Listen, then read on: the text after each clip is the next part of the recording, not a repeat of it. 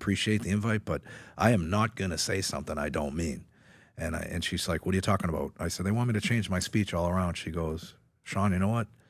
Just call Trump and tell him what's going on. He's like, this is exact words, Sean, I don't give a fuck what you say. Say what you want.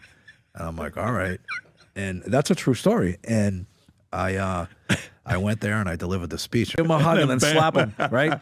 And so when I'm watching the dynamics and, you know, the opening statement, that I'm getting all these claps and accolades. And then after I start whacking, you know, some of these corporations and all this stuff, like they were looking around. It was actually pretty comical. Who was the enemy? Who is the enemy or was the enemy?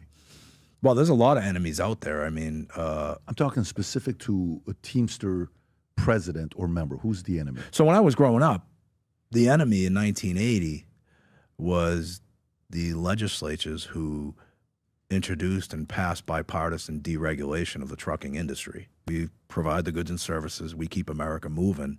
And if I was able to roll this, I don't want to wish my life away, but had I been in a position I was now in 1980 when that happened, I would have been fighting and kicking and screaming in the streets about how bad this is for working people, how bad it was for the teams. At who? At Congress, at the Senate. I mean, Got it. They introduced this legislation. I mean, the Kennedys so prevalent. Joe Biden, who was the senator, signed off on it.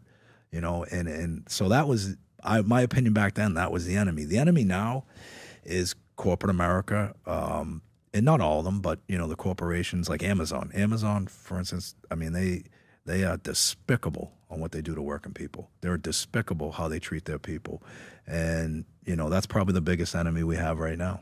So today, your number one enemy would be Amazon.